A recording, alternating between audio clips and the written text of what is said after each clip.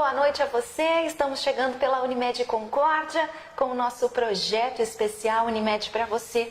Que bom que você está do outro lado da telinha, está chegando com a gente para receber mais informações e informações de qualidade sobre mais uma especialidade da nossa medicina. Hoje nós temos aqui um convidado especial, cooperado da Unimed Concórdia, Dr. Cristiano Coifender, que é endoscopista e cirurgião geral. Estará conosco a partir de agora para que juntos possamos abordar mais essa especialidade e tirar todas as suas dúvidas. Nós estamos ao vivo, agora são 8 da noite, 5 minutos. Você é nosso convidado a estar conosco a partir de agora.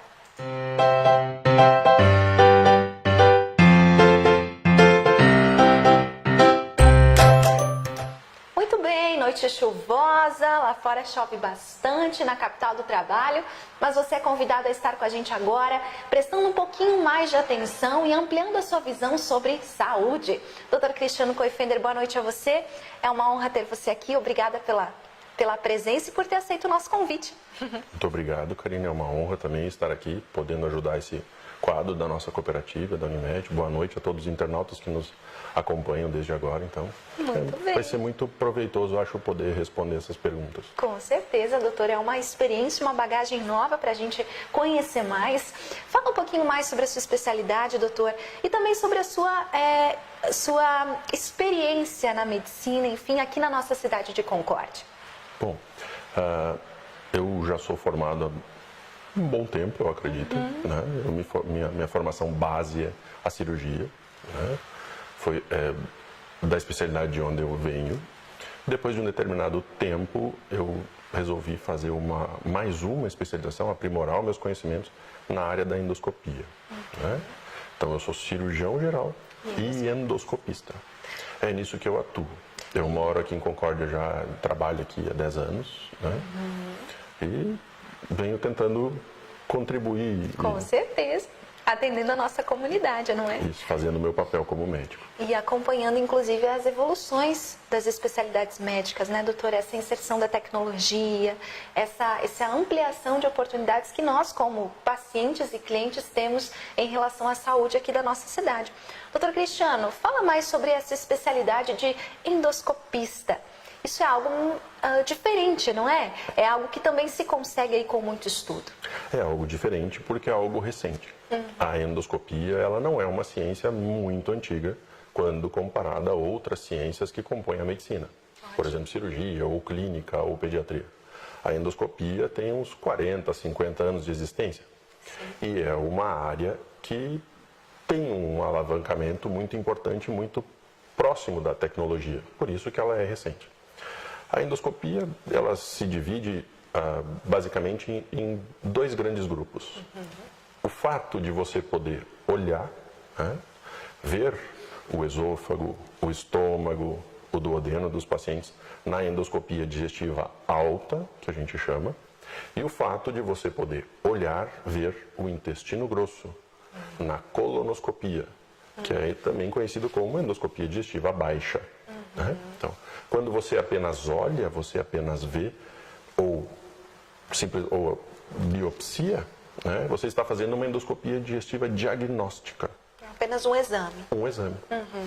E mais recentemente, mais modernamente, e aí sim numa área que traz muitas possibilidades, a endoscopia digestiva passa a trazer muitas possibilidades de tratamento. E por que principalmente eu acredito que isso vem acontecendo? Porque as possibilidades de tratamento realizados por endoscopia digestiva são menos agressivas para o paciente. Na maioria das vezes, né, das vezes, são procedimentos que são feitos em caráter ambulatorial, não gera internação. O paciente pode realizar o seu exame ou o seu tratamento endoscópico e o seu diagnóstico e vai para casa logo depois. Né, que é uma tendência da medicina mais moderna. E também é uma desmistificação, não é? Do próprio exame, não é, também, doutor? Sim. Porque a gente ouve falar desse receio da própria endoscopia, né? De fazer um exame mais delicado. Ele é invasivo, doutor? Sim, a endoscopia é considerada um exame invasivo, porque ele, apesar de ser por orifícios naturais, o aparelho entra para o nosso corpo. Né? Então ele é considerado um exame invasivo, mas ele de longe deixa de ser seguro, né? Ele é muito seguro. As taxas de complicações ou as taxas de intercorrências, quando o exame é feito com critério, com acompanhamento, com determinadas normas que a gente deve seguir, ele é um exame extremamente seguro. O índice de complicações é extremamente baixo. Muito bem. Doutor, me fale mais sobre as questões de tratamentos, né, na endoscopia. Isso também é novo, doutor? Essa possibilidade de tratar alguém através desse procedimento? Algumas possibilidades de tratamento são novas, né? Algumas possibilidades de tratamento vêm com o tempo e foram aprimoradas com o tempo. Correto. Né? Um exemplo simples disso é, vamos pensar de cima para baixo. Alguns pacientes com o tempo ou com a idade passam a desenvolver dificuldades de alimentação. Quando não conseguem engolir por várias situações, uma situação que se apresenta é a formação de divertículos na região da hipofaringe e do início do esôfago. Ok. Esses divertículos, normalmente eles acometem pacientes mais idosos, acamados, com alguns tipos de doenças e trazem bastante sofrimento, porque o paciente deixa de fazer algo que é necessário, que é diário. E que até é prazeroso, né? É até prazeroso, que é a sua alimentação. Então, antigamente, se fazia diverticulotomia, é o nome do procedimento, onde se rompe esse divertículo, trazendo a possibilidade do paciente poder deglutir normalmente de novo. Esse procedimento já era feito por endoscopia e agora, mais modernamente, com uma técnica mais apurada, mais avançada, vem sendo feito novamente com complicações bem menores e bem menos frequentes. Então, esse tipo de tratamento já era feito, foi abandonado por um período, digamos assim, foi substituído pelo tratamento cirúrgico quase que exclusivamente e agora volta com força no tratamento endoscópico por técnica mais apurada e menos agressiva. Se a gente for seguindo, né, seguindo para baixo, de cima para baixo no trato digestivo, vamos chegar no esôfago, por exemplo, né, onde a doença do refluxo é uma doença muito frequente. Talvez uma das mais comuns, não é? Sim, sem dúvida. A mais comum do consultório do endoscopista, do gastroenterologista, ou do cirurgião geral ou do aparelho digestivo, né, é uma queixa muito comum. Como a gente vinha falando anteriormente, até pouco tempo atrás existiam apenas duas possibilidades de tratamento de refluxo. Ou você tomava omeprazol, tomava um medicamento, ou você era submetido a uma cirurgia. Né? Há um pouco mais de 2 décadas, um cirurgião norte-americano inventou uma cirurgia por videolaparoscopia que aparentemente tinha bons resultados. Né? E se passou a chamar a cirurgia do refluxo. Hoje se sabe que essa cirurgia precisa de critérios mais apurados para ser indicada. Ótimo. Não é qualquer paciente que precisa fazer. Então, a medicina e a endoscopia, numa tentativa de complementar ou de se adequar a uma área onde havia uma dificuldade de tratamento, passa a oferecer outros tratamentos mais modernos para isso. Então, como a gente estava falando, há a possibilidade de colocação de marca-passo na junção esôfago-gástrica para tratamento de refluxo, por via endoscópica ou por via cirúrgica, e há a possibilidade de aplicação de radiofrequência em baixa intensidade, para que aquela área do esôfago que não funcione bem se hipertrofie, dê possibilidade do paciente permanecer anos sem tomar medicamento. Aí não precisa mais tomar aquele comprimido, aquele omeprazol, doutor? Esse é o objetivo, né, desses tratamentos. Ficar sem usar, não usar com tanta frequência. Né? Claro que, independente do tratamento, se ele for endoscópico, se ele for cirúrgico ou for com omeprazol, se o paciente não fizer a parte dele, milagres não acontecem. Não acontece, não acontece. Não acontece. Mas é uma tecnologia que a gente vê, né? Sim. Através da área da endoscopia. Endoscopia. Uma especialidade que o Dr. Cristiano Coefender é especialista aqui em Concórdia. Doutor, e esses procedimentos novos, como essa questão da doença do refluxo, eles já chegaram aqui? Sim, já há a possibilidade de ser feito aqui. Já é possível. Isso, há a possibilidade de ser feito aqui. No final do ano passado, quando essa tecnologia chegou no país. Final do ano passado, Final do ano bem passado, recente. final então de 2017. Já está disponível aqui. Eu fui o único médico do Oeste a conseguir fazer um curso em São Paulo, onde se disponibilizou essa nova tecnologia, que chama Stretta. Excreta. Excreta, é uma radiofrequência para doença do refluxo. Então, você, né, que tem essa dúvida, quer saber mais informações, mande para nós uma pergunta. E a todos que estão interagindo e participando, podem mandar também as suas perguntas. A gente sabe que essas patologias que têm a ver com o nosso sistema digestivo, é isso, doutor? Isso, você falou bem. Existem muitas dúvidas, né? A gente sempre tem dúvidas, sempre tem receios, então agora é o momento e a oportunidade dos seus esclarecimentos. Doutor, e quais opções, além dessas, nós temos com o tratamento endoscópico? O que a gente vê no dia a dia, Isso, não é? que No dia a mais dia, vê, né? no consultório, é a possibilidade de ressecção de pequenos tumores do tubo digestivo. Né? A endoscopia e a colonoscopia, eles possibilitam a ressecção de pólipos e de lesões que têm um potencial maligno. Então, no intestino grosso, especificamente, através do exame da colonoscopia, que é um exame que deve ser realizado periodicamente por determinados motivos, mas no tubo digestivo e no intestino grosso foi o primeiro local em que os médicos descobriram que uma doença benigna, que se chama pólipo, tem a capacidade de, com o tempo, ir mudando para a transformação de uma doença maligna que chama adenocarcinoma do colo. Olha, doutor. Então, a colonoscopia passou a ser fundamental nisso, é fundamental no diagnóstico e no tratamento desses pólipos. Através do exame, colonoscopia, há a possibilidade de a gente retirar esses pólipos, impedindo com que ele evolua, progride e se transforme numa doença mais grave e às vezes incurável. Né? Esse é o dia a dia. Doutor, e isso acontece para pacientes de que faixa etária? Isso mudou recentemente também. Havia uma recomendação formal para que todo mundo, independente da presença de sintomas ou não, acima de 50 anos de idade, realizasse pelo menos uma colonoscopia em sua vida. Sim. Para a endoscopia isso é bem mais recente. Recente eu digo de tempo. O paciente tem que realizar esse exame antes dos 50 anos, muito antes. Muito antes dos 50 Numa questão de profilaxia, Numa questão de prevenção. prevenção, né? Numa questão... De prevenção. Isso é quantos anos, doutor, de idade?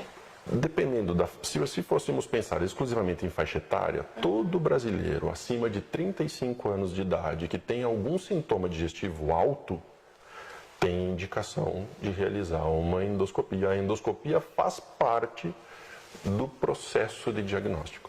Ótimo. Né? Então, na colonoscopia, como a gente estava falando antes, é que essa data já vem caindo, vem mudando, essa idade, né? E na verdade isso está acontecendo para todas as especialidades, né? Sim. Há uma grande preocupação com isso. De conseguir diagnosticar mais precocemente cedo, né? e tratar mais precocemente. Então, da colono, essa idade mudou para 45 anos. E eu só gostaria de enfatizar que é 45 anos para quem não sente nada. Né? Quem sente alguma coisa deve procurar o médico antes. Né? Quem mudou a maneira de fazer cocô tinha um jeitinho de ir lá fazer né, as suas necessidades. Isso mudou. É a principal característica, a principal mudança do tubo digestivo baixo, no sentido de necessidade de realização de uma colonoscopia. Sim. Quem teve sangramento, então nem se fala. Nossa, né? doutor. Quem tem sangramento, existe uma doença muito comum, muito comum, que chama hemorroidas, né? Que provoca sangramento no tubo digestivo, principalmente na hora da evacuação, mas que os pacientes e as pessoas às vezes apresentam um sangramento, acham, eu tenho hemorroida. Né? Faz parte do raciocínio humano pensar de uma maneira mais branda, mais lógica. Faz parte do raciocínio médico isso também, mas depois de realizar um exame, depois de ter uma certa segurança nesse sentido. Não ficar imaginando que o sangramento é de uma maneira ou de um jeito e não ir lá fazer sua colonoscopia. Isso é errado. Então, para pacientes que têm sintomas como alteração do hábito intestinal, sangramento, história familiar, o exame começa às vezes a ser realizado bem antes dos 45 anos de idade. Através dessa prevenção, doutor, é possível evitar até câncer? Sim. Esse é o principal objetivo. Maior. A colonoscopia tem a possibilidade de reduzir em 90% a mortalidade do adenocarcinoma de colo e do reto. Doutor, e essas doenças do intestino, tudo isso tem muito a ver com o que a gente ingere no dia a dia? Pode ter a ver. Além Pode de ter a ser ver com genético, tudo. talvez. Esses são os dois preceitos, vamos dizer assim, para qualquer tipo de doença. Aquilo que você é, aquilo que você ingere, aquilo que você vive e toda a bagagem genética que você tem. Algumas substâncias, algum tipo de alimentação são mais prejudiciais para alguns tipos de doença. Muito Né? bem. Para aqueles determinados tipos de doença, digamos assim, do tubo digestivo alto, do esôfago, do estômago, são alguns tipos de substâncias, né? Que a gente encontra em alimentos preparados, alimentos pré-condicionados, alimentos enlatados. Esses no sal, no próprio sal. Algumas substâncias que a gente pode encontrar lá podem prejudicar o estômago nesse sentido. Para o intestino grosso, algumas dessas substâncias, mas carnes e alimentação com baixo teor de fibras né, favorecem o aparecimento de doenças do tubo digestivo baixo. Né? Então, mais vegetais, mais legumes, mais frutas, mais fibras. alimentação saudável, não é, pessoal? Água.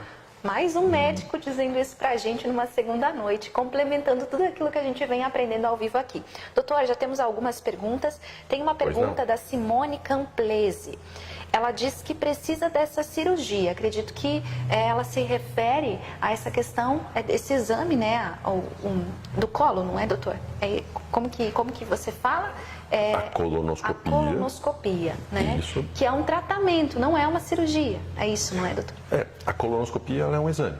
Ela pode ser diagnóstico, se a gente for lá só olhar, ou ela pode ser de tratamento, se a gente for ressecar tumores, ressecar pólipos, né? Nesse sentido, Simone, eu creio que ela coloca assim, como é feita essa cirurgia, né? Como é feito esse tratamento? A gente te respondeu aqui com o doutor Cristiano. Em caso de maiores dúvidas específicas, entre em contato com a gente através do doutor Cristiano, ele vai lhe orientar. Mas o primeiro passo, doutor, uma consulta, não é? Sim, sem dúvida. Sem dúvida. Com certeza. Sempre é importante, porque as diversas doenças, seja do tubo digestivo, seja alto ou do tubo digestivo baixo, né, precisam de uma avaliação fundamentada e, hoje em dia, muito embasada na idade que o paciente tem, as comorbidades que o paciente pode ter e em função do resultado dos exames, né, que são importantes também. Muito bem, Simone. Qualquer coisa você pergunta mais pra gente. Já a Sirlene Soares Batista escreve o seguinte: oi, doutor, tudo bem? Oi. Quem tem problema de câncer de intestino na família, né? Devo há quanto tempo, ou em quanto tempo devo fazer a colonoscopia? Creio que é uma questão genética aqui, né, doutor? Sim, uma preocupação. é uma questão genética e é uma prerrogativa para a realização do exame. História familiar positiva é uma prerrogativa para realizar o exame de colonoscopia. Então, há uma teoria que diz que o exame inicial de colonoscopia, ele deve ser realizado 10 anos antes da idade em que o seu familiar teve o problema do intestino. Olha só, doutor. Então, vamos imaginar que para esta senhora, ela teve um familiar na família dela lá. Ela é bem jovem pela foto aqui, doutor. Bem jovem. Que o familiar dela talvez tenha tido um problema como esse do intestino aos 55 anos. Ela deve começar a realizar o seu screening, o seu rastreamento aos 45. Respondido, então, Sirlene, sua resposta também serve para todos nós ficarmos de olho em relação a isso, né? Mesmo. Problemas genéticos, doutor, sempre devem nos abrir os olhos, né? Mesmo na ausência de sintomas. Mesmo não. Vai lá e faz com 45. Muito bem, doutor. Doutor, em um dia é possível realizar esse exame? Sim, em um dia é possível realizar esse exame tranquilamente. O preparo existe para a colonoscopia, um preparo. O nosso intestino, ele está normalmente repleto de fezes. Sim. Para que a colonoscopia seja um exame bom, seja um exame que dê o resultado que a gente espera, ele precisa estar limpo. E para a colonoscopia, esta limpeza do intestino, a gente chama de preparo, ele idealmente em situações ambulatoriais, eletivas, com data e hora marcada, esse preparo leva 2 dias a 2 dias e meio. Olha, doutor. O exame é feito em um dia. Mas você esse faz preparo, e vai para casa. 2 dias e meio. Mas o preparo tem um período um pouco mais longo. Mas vale a pena, né? Quando a gente fala de saúde, né, questão de qualidade de vida, temos aí que nos preocupar realmente. Doutor, mais uma pergunta aqui. eu tenho refluxo. Só um pouquinho, deixa eu desligar aqui o celular. Eu tenho refluxo há anos. Fiz uma endoscopia e fui diagnosticada e tenho hérnia, gastrite e refluxo. E com medicamentos não resolveu porque durmo sentada há anos, doutor. Né? Então ela pede se ela precisa de mais detalhes ou se ela precisa de cirurgia.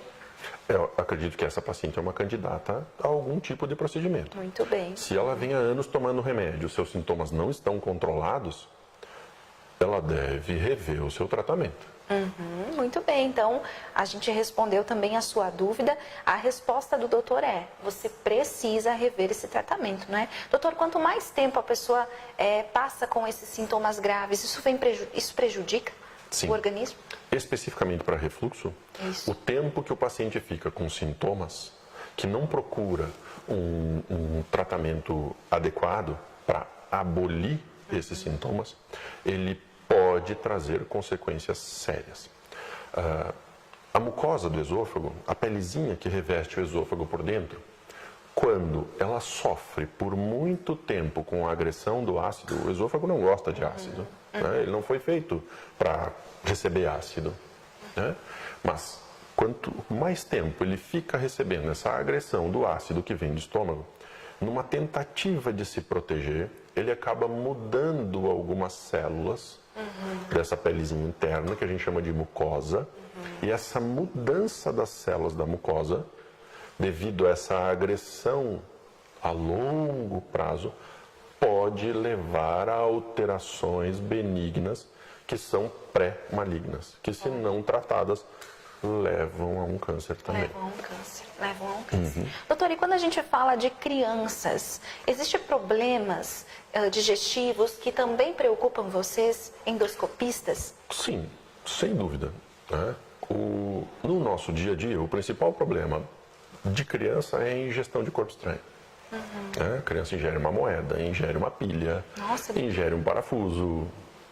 Crianças de um grupo determinado de idade, e todo mundo que tem filho sabe disso, né? Sim. Botam muitas coisas na boca.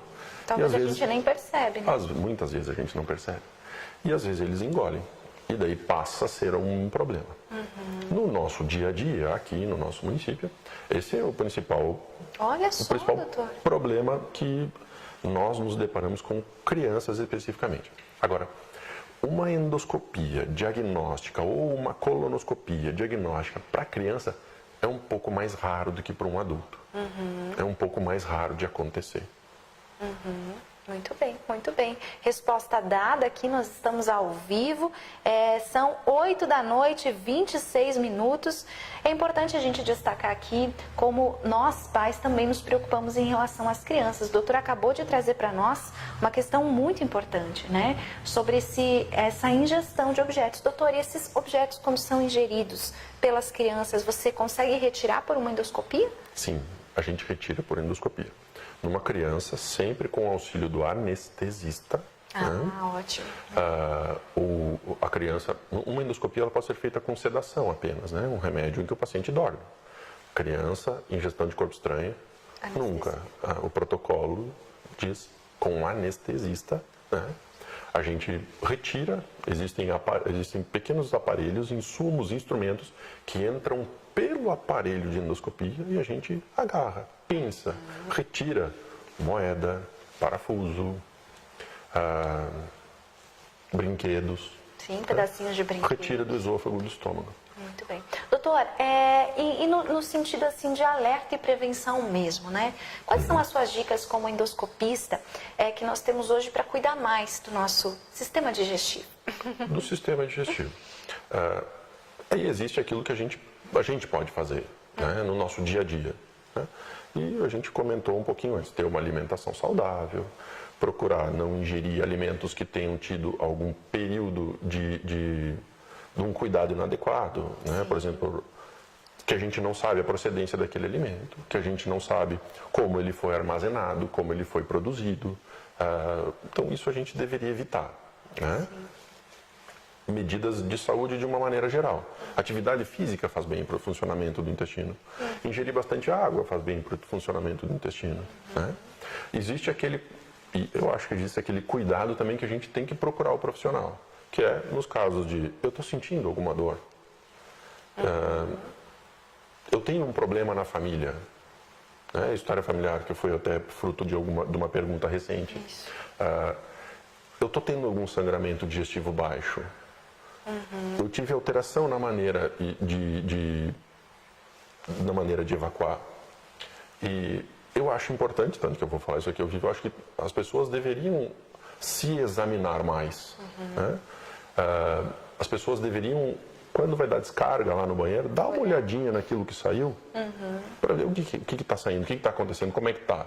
É assim como a gente faz quando cuida de criança, né, doutor? Isso. E, ao meu entender, isso deveria ser básico, deveria ser rotineiro, né? Porque é a mesma maneira que você ir medir a pressão, é a mesma maneira que é o mesmo objetivo do que você ir fazer uma mamografia, é a mesma coisa. Muito bem, doutor, muito bem. E além de tudo isso, ter essa consulta regular, né, doutor? Sim. Ter esse cuidado, não é? E o que é, doutor, se sentir mal? Né? Porque a dor, ela é um desconforto. Ela nunca vai ser igual para todas as pessoas. Mas qual é o sinal de que algo não está bom, doutor? Né? Algo que deva ter a nossa atenção. Bom, então vamos dividir de novo por alto e baixo. Né? Quando a gente vai pensar em sintomas do tubo digestivo alto, a dor pode fazer parte, né? Não tem como negligenciar. Né? Porque as patologias mais frequentes doem. O refluxo pode doer, como pode dar azia, queimação. A gastrite dói, a úlcera dói. Né? Então, isso dói. Mas faz parte do conjunto. Muitos pacientes falam estufamento, a gente tecnicamente chama de distensão. Sim. Estufamento da parte alta do abdômen quando come, náuseas quando comem, dificuldade de deglutir. O refluxo pode trazer disfagia. A gente come e parece que vai ficando trancado ao longo do caminho que o alimento percorre. Né? Vômitos. Esses são sintomas rotineiros, básicos do que acontece algo lá. não está bem. Isso. Como o refluxo é muito frequente, né, existem alguns sintomas que também fazem parte do refluxo. Tosse pode fazer parte da doença do refluxo. Pigarro pode fazer parte da doença do refluxo. Irritação da hipofaringe, aquela necessidade de sempre estar fazendo... pode fazer parte da doença do refluxo.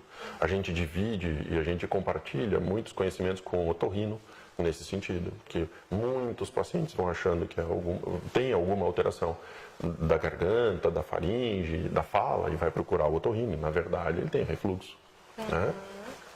Então, esses são sintomas do tubo digestivo alto. Né? Quando a gente vai falar do tubo digestivo baixo, né, tem a alteração do hábito intestinal, seja para constipação ou seja para diarreia, o sangramento. Né? Nós falávamos antes. Do que nós falávamos antes. A presença de substâncias estranhas nas fezes. E as três principais são muco, sangue e pus. Né? A presença disso. Muco é tipo uma clara de ovo. Quando você nota isso nas suas fezes, opa, isso não está normal. Sim. Eu tenho que ir ver o médico. Né? Sangue a gente já havia falado. E a alteração do hábito. Seja piora. Eu tenho constipação. Né? Tenho dificuldade de ir ao banheiro. Mas isso ficou pior no último mês. Isso deve ser levado em consideração, isso deve ser prestado atenção. E de forma imediata, não é? Sim. De forma imediata, muito bem. Nós temos vários elogios aqui a você, doutor. Agradecimentos pela sua entrevista, obrigada. Obrigado. Temos várias pessoas participando, a Marilei, a Kellen, a Fernanda, a Sandra Piola, o Caetano. Obrigada a todos que estão com a gente ao vivo aqui nas nossas instruções de saúde no programa Unimed para você da Unimed Concórdia. Temos uma pergunta específica aqui da Rosiane, doutor. Ela comenta o seguinte: meu filho tinha 5 anos quando fez uma cirurgia em Chapecó e foi retirado um cisto de 500 gramas do intestino. Foi descoberto somente nesta idade em função de ele sentir muita dor. Saberia me dizer, doutor, por que isso aconteceu ou do que pode ter surgido? Não temos histórico na família e ele está bem, mas passou por 2 cirurgias. Preocupação de uma mãe, não é, doutor? Eu acho que ela tem condições, ou tem motivos para estar preocupada, né? Sim. Então, quando uma criança de 5 anos tem um cisto com essas dimensões no intestino, não há como a gente não imaginar que tenha sido alguma malformação olha só. que ela já tenha tido no nascimento. Né? Que ele já venha com ela. Uma malformação genética ou uma malformação congênita. né? Não tem como a gente não imaginar. Agora, dar mais informações sobre a origem disso, sem ver biópsia, sem ver exames e tal, é um mundo à parte, né? Acho que não tem como. E não dá para desligar também. Num caso assim, doutor, é importante ficar atento, né? Mas talvez possa ser desligado. É? Se foi uma malformação genética, foi resolvido. Foi lá, operou em Chapecó, que bom, brilhante o cirurgião, conheço os cirurgiões pediátricos lá, e resolveu. Né? Mas existem algumas malformações genéticas que devem ter algum acompanhamento maior a longo prazo. Então, mesmo sendo, tem que ficar atento. Mesmo sendo operado e resolvido lá com 5 anos, é bom ir cuidando. Muito bem. Temos também pergunta da Fernanda Stockman. Quando necessária endoscopia clínica, qual o tipo de sedação para crianças de 7 anos? Também anestesia, doutor? Eu acredito que sim. Né? O ideal é a anestesia. A endoscopia diagnóstica para uma criança de 7 anos, a criança de 7 anos não responde adequadamente. A gente tem que imaginar que uma criança não é um adulto pequenininho. Ela não é uma miniatura de um adulto. Ela é uma criança. A criança tem metabolismo diferente, responde aos medicamentos de forma diferente, tem doenças diferentes. Ela é, por incrível que pareça, ela é um ser diferente. Medicamente, ela é um ser diferente. Né? Então, quando vem até mim uma criança de 7 anos, eu procuro indicar sempre a endoscopia, mesmo que diagnóstica, com a ajuda do anestesista. Muito bem. Mas, tendo uma consulta, né, com um profissional como o Dr. Cristiano, todas essas informações são sanadas no momento da consulta. Tá bom? Obrigada pela participação. E a Catilene Bruneto Casanova escreve: excelente profissional, atendimento impecável, esclarece de forma clara como ele faz aqui. Super recomendo. A Sandra Louveira também diz muito bom e todos os demais agradecem o doutor pela participação e pela disponibilidade. Muito obrigado. Doutor, essa profissão te faz feliz? Sim, sem dúvida. Poder ajudar as pessoas. Eu sempre comento com meus pacientes, eu sou bem sincero, né? Nisso acho que eu sou meio germânico, né? Eu sou bem sincero. Eu não escondo, né? Mesmo quando eu não sei, mesmo quando eu acho que eu já atingi um limite de tratamento. Né? Eu fiz isso hoje de manhã, mas eu tento sempre trazer alívio. Seja com medicamento, seja com algum tratamento mais moderno, como a gente falou antes. Seja com uma conversa. Né? O importante é a gente ajudar o paciente, ajudar a resolver, ajudar a trazer alívio. Né? Não seja falando aquilo que ele quer ouvir, porque tem muita gente que vem para o consultório querendo um nome para aquilo que tem. Né? Seja quando diga, olha, acho que você não é por esse caminho, né? não é o nosso caminho, não é comigo. Não é esse caminho que a gente deve percorrer.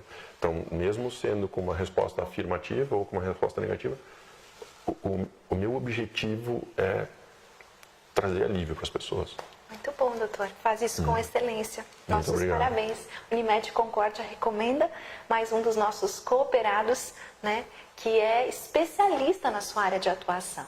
Cirurgião geral e endoscopista, disponível aí para nossa cidade e também para toda a nossa região. Doutor, obrigada em nome da Unimed pela disponibilidade, pelos ensinamentos. E eu lhe peço, podemos deixar aqui as pessoas à vontade para lhe fazer perguntas, caso surjam outras dúvidas? Claro. Sim, doutor Cristiano. Pode nos responder mais tarde. Então, se você ainda tiver dúvidas, pode mandar no privado para a Unimed ou aqui nos comentários. Fique à vontade que ele está à disposição para nos responder. Obrigada por essas milhares de participações. Nós vamos encerrando aqui agradecendo você, doutor, pela oportunidade de estar conosco. Muito obrigado. A gente falava antes da experiência ser diferente, né? Diferente. O médico não está acostumado a vir aqui falar na frente de uma câmera. Mas acho que foi produtivo, foi agradável. Foi sim. Muito obrigado também. Abriu a nossa mente e nos trouxe informação. Isso é o principal, doutor Cristiano. E olha só, antes que a gente encerre, doutor, tem um recado muito importante a você que nos assiste e você que gosta de prevenção e qualidade de vida. Doutor, qual o exercício físico ou a prática de esportes que o doutor está acostumado a fazer? Por uma questão de, acho que, de doutor. tempo e tal, eu vou para academia. Academia? Eu vou para academia. E gosta de uma boa corrida, doutor? Ou pretende gostar? Talvez aprender um pouco mais, Ó, né? vou puxar a orelha do Dr. Cristiano. Doutor, então uma oportunidade para você, olha aí. Nós temos agora, com as inscrições abertas, desde sexta-feira, a etapa Concórdia do nosso circuito de corridas Unimed. Nós temos um vídeo que a gente quer mostrar para você, porque corre, viu? Você tem que começar a correr desde já, porque as inscrições são limitadas e as vagas aí, ó, já estão em fase final. Na verdade, a gente recém abriu e sabe que a procura é muito grande para essa etapa que acontece agora em setembro. Veja o vídeo.